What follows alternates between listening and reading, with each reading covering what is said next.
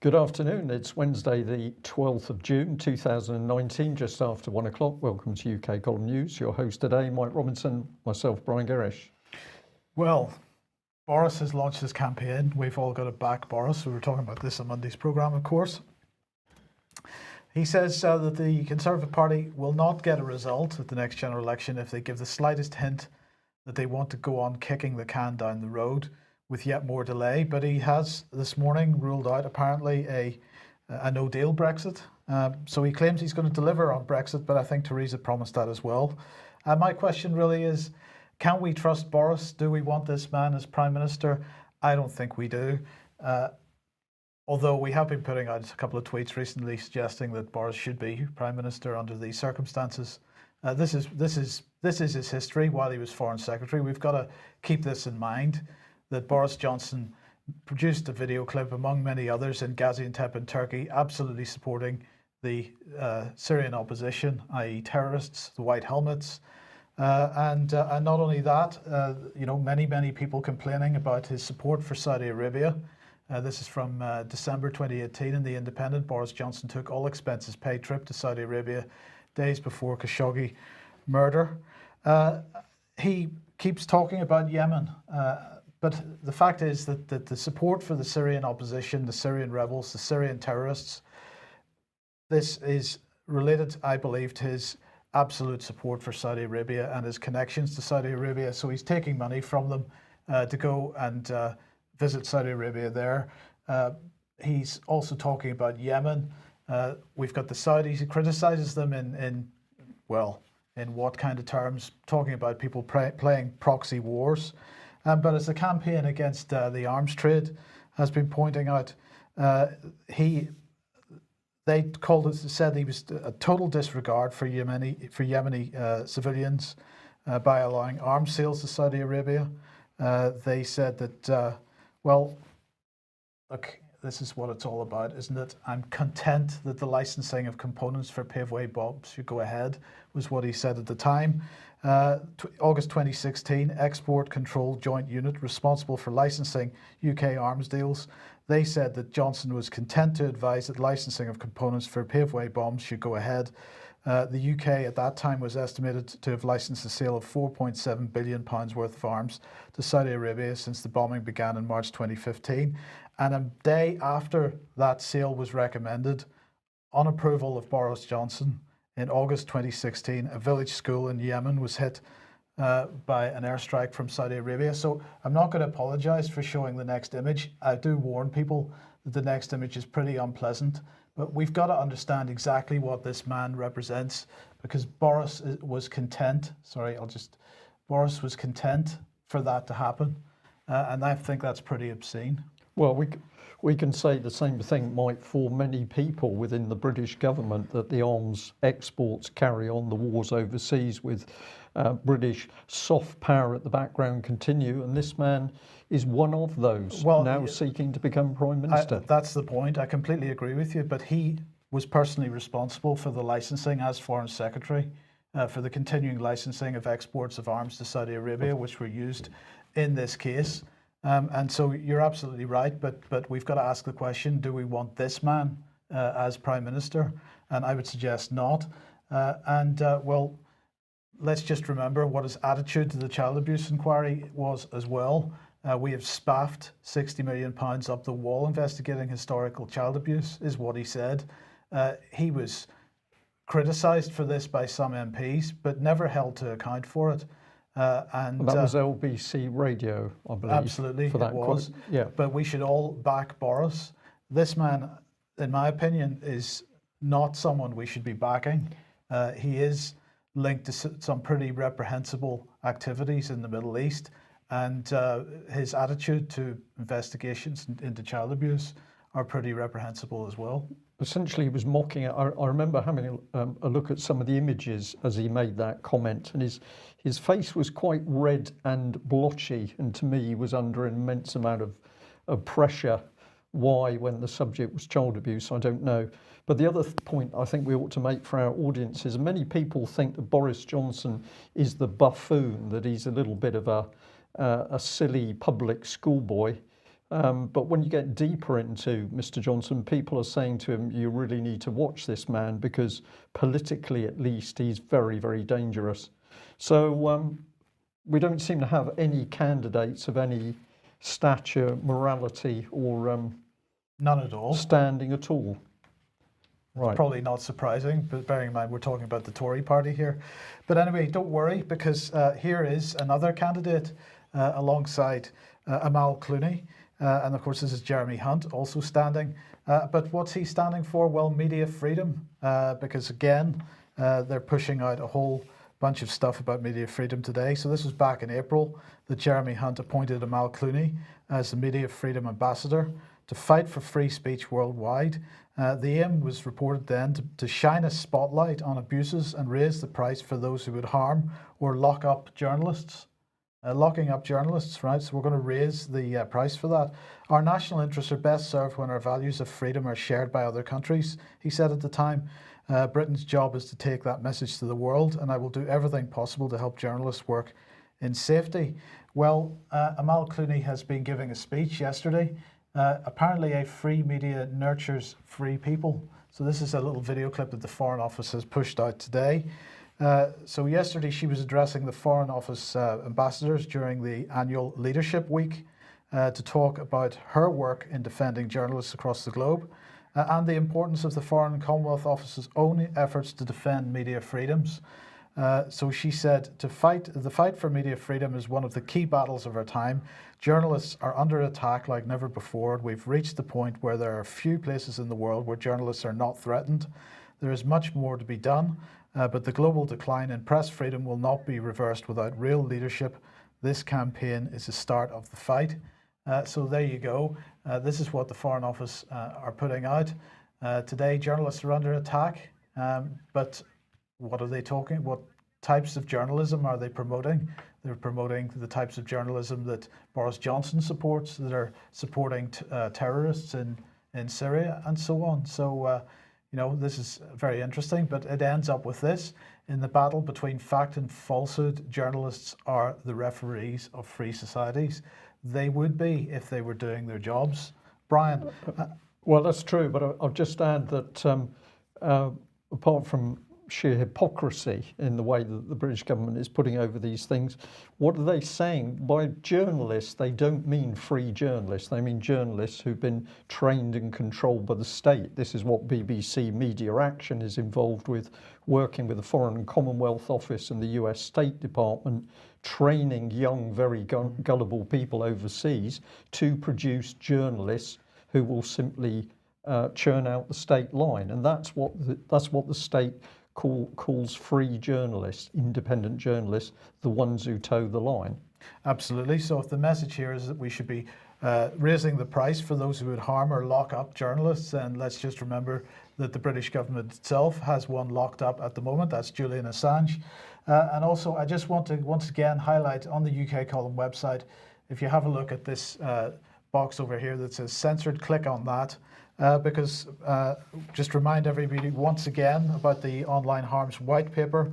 This was a joint Home Office, Department for Culture, Media and Sport initiative, and the proposals include a statutory duty of care for platforms companies to take more responsibility for the content or activity that they have online, creating a regulator and giving them the power to force social media companies and others to publish transparency reports on harmful content, codes of practice, measures such as minimizing the spread of misleading or harmful information, no definition of what that is, dedicated fact checkers. We've seen a lot of this up until this point, but this is going to be the type of activities that we've seen up until now on steroids, backed by legislation. So, as I said before, there is a 12-week consultation period. It began on the date of publication. It ends on the 1st of July 2019. And so I encourage everybody to go over to that page on the UK Column website, scroll down to the bottom where you'll find a link for the consultation and leave your views. It's extremely important that that gets done. Very important. And I'd like to follow on from that by saying I was at home on Monday watching UK Column News live, and this segment, which comes in at about 7 minutes, I think, Patrick Henningsen talking about free speeches in the free fall in Silicon Valley, and that led on to wider discussion about the clampdown on free speech and free media, which is happening in UK, it's happening in other countries around the world with almost a template. This is a very key thing. Template means that the policy is coming from beyond national governments. But we're going to continue the theme of free media. If we are trying to achieve this, we need to be very, very careful at who is reporting what. And several people contacted me with this video, and it's Katie Hopkins, and she's apparently reporting on why the so-called mainstream media is not reporting properly on the protests at the Birmingham school, where parents are protesting against the over-sexualization of very young children. So this is the video, if you want to go and have a look at it yourself, and I encourage you to do that. But let's have a look at what this lady was having to say. She said she was beyond flabbergasted by the lack of coverage by the left. I'm beyond shocked by the fact that the typical lefties you would expect to see calling out something like this, you know, Stephen Fry, Owen Jones, Pink News, Stonewall, where are they? So the protest, let's get what this protest is about. This protest is about mums and dads saying we do not want our very young children sexualized by graphic so-called sex education lessons. The parents are not protesting about anything else but what their very, very young children are being taught in primary school. And what does Katie Hopkins do? Well, she's conflating this, I think, because she's decrying the fact that there hasn't been enough protest from the sorts of groups who would actually be attacking the parents. But it goes on. She says the way Pink News are covering it is not entirely honest. What I haven't seen is anybody get amongst who's behind this, who's funding this. The mosques that are involved in this, I've not seen anybody, unless you can correct me of course, report very honestly about the factions within the Muslim community. Muslims who aren't part of the protest, who are receiving death and rape threats. I don't know if you've covered that at the Birmingham Mail. Now this is the whole point, that she's challenging a lady at the Birmingham Mail to say, well, you haven't got out there to report what's happening on the ground. But what is of interest to us at UK Column is that we are talking with people who are at the heart of the protest, and what Katie Hopkins is talking about doesn't reflect the reports that we're getting. But she's basically attacking the Birmingham Mail and saying, you're not getting out there and reporting the truth. I'm here. This is about Muslims receiving death and rape threats if they don't get on the campaign to stop these children being over-sexualized. And on she goes. The use of pressure on some individuals to sign petitions, the use of Romanians to sign petitions who don't understand what they're signing. I think there's just been a lot of media distortion of the truth, and I think that is what we're seeing more and more, is the need for alternative media like myself to come on scene and try and tell the real deal, because you guys don't seem to be doing it. So she's attacking the Birmingham Mail. She's making claims about death threats and rape threats.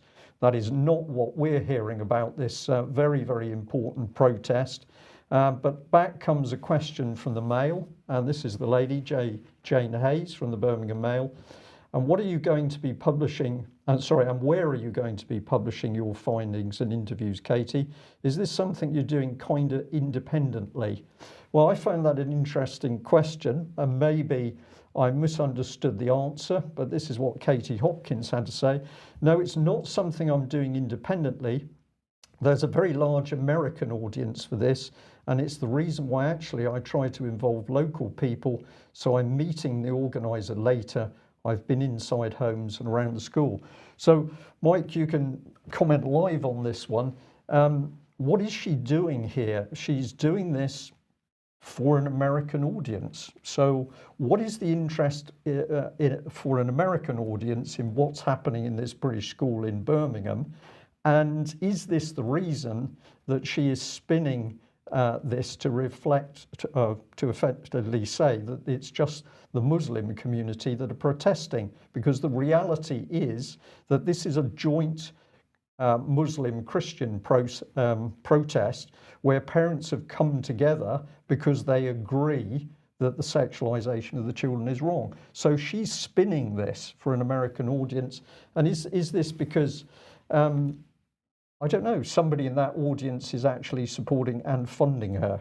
It's very difficult to tell what this lady's up to. But when we talked to organisers this morning, there was a meeting taking place where local people are so appalled at the way this lady has twisted the truth around what's happening, that they're making their own video to counter what she's saying.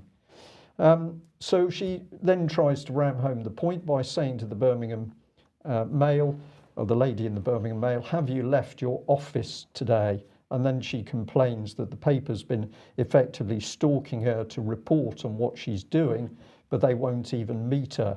So I don't know what this lady is doing, but the key thing is she's not reporting that the Christian community is supporting the Muslims over their concerns around the sex lessons at Anderton Park School.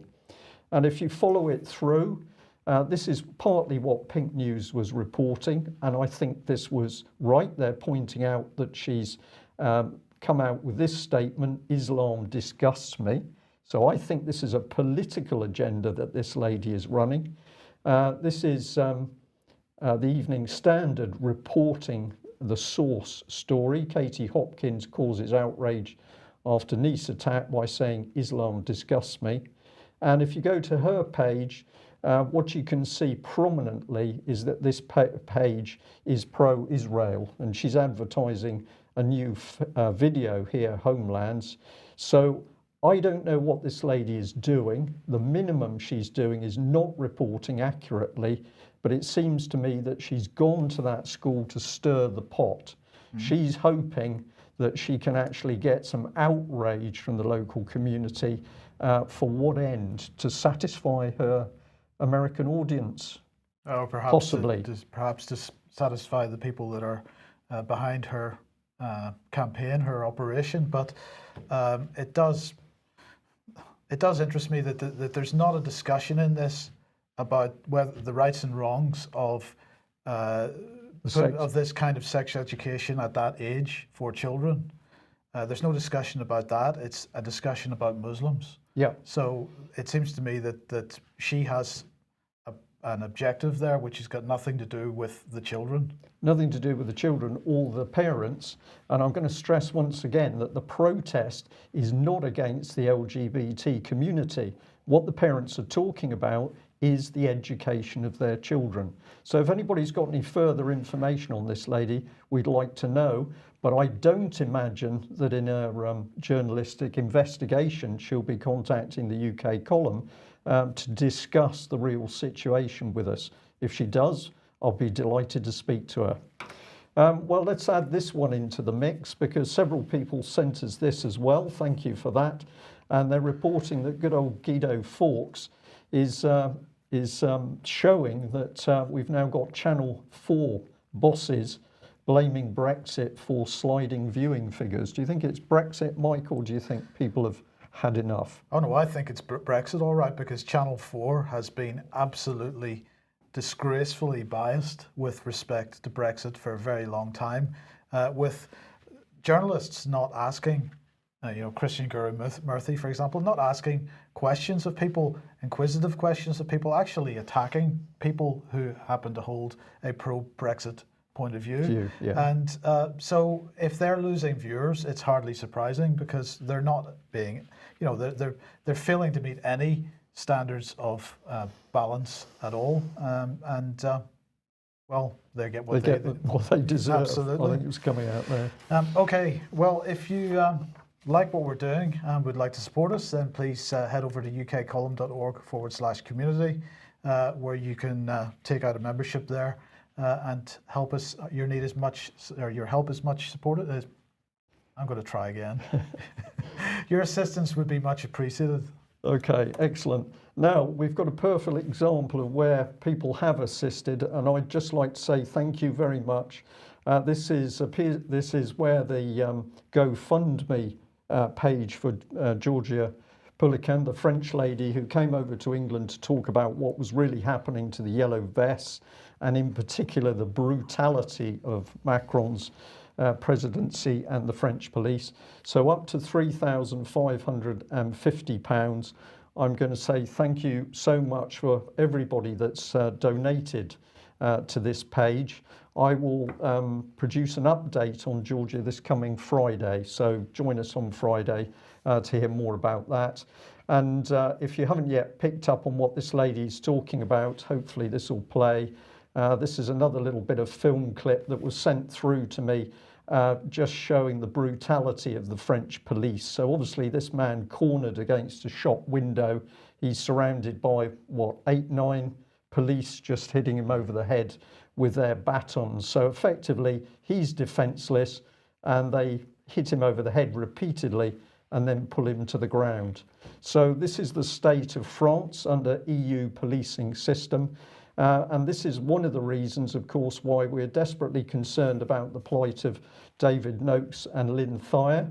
Now, this is in relation to David and Lynn's work with GCMAF. The British state, of course, doesn't want to know anything about positive results in dealing with cancer. So David put in prison. But what the British state is trying to do is to extradite both of them for similar charges, double jeopardy effectively, in France. Now they're going for Lynn first, and yesterday there was an attempt to take Lynn for extradition, but basically she collapsed on the train. I believe that was at Reading. So she was attended by a first aid crew. She was taken off the train. The police became involved, and then of course they suddenly realised that this lady was supposed to be extradited, but interestingly she was then released, and we are pretty confident that the reason she was released was that at 9 o'clock in the morning, some 3 hours before Lynn collapsed, a legal document had gone in pointing out a whole host of errors by Kent Police and the other authorities trying to go for this lady's extradition. And one of the key ones is the failure of these authorities to do any form of risk assessment on her health. But a big thank you to all those who've been assisting the two of them. And we're pleased to say that we've now got belt and braces happening, because we've got common law being pushed. We've also now got assistance within, we'll call it the statute law system. And if anybody's available in London tomorrow at 10 o'clock or roughly 10 o'clock, we don't know the exact time, Royal Courts of Justice, Queen's Bench, the Strand, London, there's going to be another common law court intervention. So the common law intervention has already achieved an annulment in an earlier attempt at extradition, and there's going to be another intervention by John Smith at the Royal Courts of Justice. So if you're in London and can be at the Royal Courts by 9:30, you will be able to witness those events. And I'll just say, for people who haven't read the article, here's the article on David Noakes and Lynn and GCMAF, which is on the front page of the UK column. Quick reminder, of course, David Noakes was speaking at AV10. If you'd like to get a box set of the DVDs, they're available on the UK column shop, and that, of course, is a massive help to Ian R. Crane, who has himself been a massive support to David Noakes and Lynn Thayer over the last few years. Now, let's move on to, well, MI5, and what have they been up to? Well, they have apparently lost control of data that they have been gathering with their bulk data collection operations. Well, as a result of continuing legal action by Liberty, the NGO, they have, well, it's been discovered that they have been operating absolutely outside the law. for quite some time. So the Investigatory Powers Commissioner's Office are responsible for making sure that privacy protections contained within the Investigatory Powers Act are upheld. But following revelations in May that MI5 had breached privacy safeguards under the IPA, 10 documents and letters from MI5 and the Investigatory Powers Commission disclosed during the course of their legal action have revealed more details of the breaches, including that MI5 has failed to meet its legal duties for as long as the Investigatory Powers Act has been law. So first of all, let's have a look at what was said in the court yesterday by Sir Adrian Fulford, who's the Investigatory Powers Commissioner. He said that he considered that MI5's use of warranted data is currently in effect in special measures, and that the historical lack of compliance is of such gravity that IPCO will need to be satisfied to a greater degree than usual that it is fit for purpose. So undoubtedly unlawful. Without seeking to be emotive, he considers that MI5 is effectively in special measures. That got some headlines in the mainstream press, but he went on to say that MI5 knew for 3 years before informing the Investigatory Powers Office Commissioner that they had failed to maintain safeguards such as timely destruction of material and the protection of legally privileged information. And so he went on to say that this had created serious gaps in their compliance. He also said it's impossible to sensibly reconcile the explanation of the handling of arrangements the judicial commissioners were given in briefings with what MI5 knew over a protracted period of time was happening. So this was going on for 3 years at least. The MI5 was giving false assurances to the to the Investigatory Powers Commissioner, and so he is just absolutely, it seems, taken aback by the scale of the law breaking. And I mean, if we think about this, Brian, whenever the Investigatory Powers Act was brought in, it was viewed by many at the time as being an effort by the government to retrospectively legalise bulk data collection that had been taking place illegally for many years prior to that. So we see that actually since this act has come in, nothing has changed. And in fact, the situation seems to be just getting worse. Yeah, this is unbelievably dangerous, Mike. That's all I can say on this one. Apologise.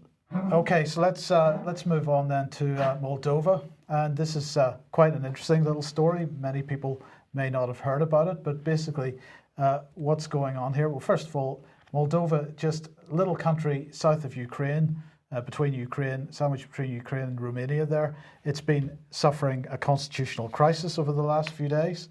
And this is, well, related to Russia, of course. So on Sunday, the pro-Russian president, Igor Dodon, was effectively sacked by the constitutional courts. So let's just have a look at what he looks like. So he is pro-Russian. He was replaced by a pro-EU president. So he's acting as an interim president. This is Pavel Filip, who was the prime minister. He's going prime minister. There were elections held basically in February, but as a result of those, well, there was no result of the elections, and so there's been an attempt over the past few months to create a coalition government. That has failed, and so there's been moves to get rid of the pro-Russian president. So Pavel Filip has announced a dissolution of parliament. Many people don't agree that he has the power to do that, so they've refused to accept his order. And they're saying that the state institutions of the country have been seized. So let's have a look at what Mr. Filip had to say. We're in the situation to urgently adapt these decisions. One of the political parties that constantly block these two projects is attempting an illegal takeover of power. So what's he talking about? Well, it may surprise many people to discover that today, in the midst of a constitutional crisis, Moldovan government, the interim Moldovan government, led by Pavel Filip, have decided to move their embassy in Israel from Tel Aviv to Jerusalem. So the question is, why would they do that at this particular moment in time? It looks like they're attempting to get some kind of international support, perhaps from the Americans, for what's going on there. But basically, we seem to have had some form of coup in Moldova and a shift of power towards the EU from Russian interests, and an effort to sort of consolidate that. They've suddenly moved their embassy in Israel. It's fascinating, Mike. I just wanted to add at the end of your piece on MI5 that, of course, we need to remember Francis Maud linking up all of our intelligence services with Israel, Unit 4200 in Israel, but also universities involved in data gathering and intelligence. So we've consistently seen all of Britain's intelligence services locked into Israel, never explained to the British public. Now we're talking about MI5 essentially out of control. We've seen GCHQ almost out of control in what it's been doing in the background. And yet these are the people supposedly protecting us against what's happening in these other states. But Israel coming in again, and we still have no explanation for why it is that Israel as a foreign power has this influence in deep British politics. Right. Now, we do get quite a bit of material from Australia, and it's very interesting how much of what's happening in Australia mimics what's happening in UK. So I'm going to say thank you very much to the Citizens Electoral Council. A gentleman called Craig Isherwood sent us this through. I've just illustrating with their Twitter page to identify them, but the material that was put through is about raids on journalists. Five Eyes flex Australia's fascist police state powers, and there is a tweet actually which is showing this. 12th of June 2019 media release, raids on journalists. Five Eyes flex Australia's fascist police state powers. And what they're saying is that back in 2002 they put out an advert warning about the clampdown on free speech and the media in Australia. Now, some of this has come to a head over the reports from the Australian Federal Police raids on Australian broadcasters, which we've covered already, but we just remind people, this is an interesting Washington Post headline: Australia is at war with journalists. Well, of course, it's not Australia, it's the Australian government, but you might like to have a look at this. So just to remind ourselves, 6 agents from the Federal Police arrive at Australian Broadcasting Corporation's HQ in Sydney to execute one of the most extensive search warrants ever carried out in Australia, disregarding ABC journalists' commitments to protect the identity of their sources. The warrant gave the agents the power to take any relevant files and recordings, and even gave them the power to delete or alter documents. I really liked that last bit, because that's got to be immensely dangerous. You're altering what could be evidence. But there we go. Now this is the article back in sorry, that should be the Australian 12th of June 2002. Apologies for that. But this was it. End them, don't amend it. An advert which was, and comments signed by 200 prominent people, and they're really talking about at the bottom an emergency call to all Australians, a point-to-point comparison of the Howard government's proposed new anti-terrorist legislation with the 28th of February 1933 Note Verordnung, which is an emergency decree by which Hitler consolidated his dictatorship, shows the two to be virtually identical. Therefore, the ripping up of civil liberties proposed by the Howard government is, in the most literal sense of the term, fascist and must be thrown out. No democratic society should even consider the draconian fascist measures which the Howard government is proposing. So they were warning, but of course what they're warning about is now happening. And this mirrors really, Mike, in my mind, what we've been doing at the UK column for a great many years, warning people what these things are, what's coming into power. And now we're starting to see, we're seeing the clampdown on free speech, we're seeing alternative media close down, and at the same time we've got, well, police and security services out of control. Dangerous times. And we'll just end with this one from Free Nations, a very good article from Rodney Atkinson, 46 years of destructive EU membership.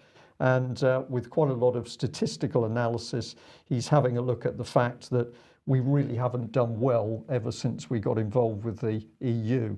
So you might like to have a look at that article and obviously make known if you think it's good. That's it from us for today. I'll say again, thank you very much for all the support that's been given to David Noakes and Lynn Thayer. Some really great expertise has now appeared. And also thank you for those donations to Georgia Pulican.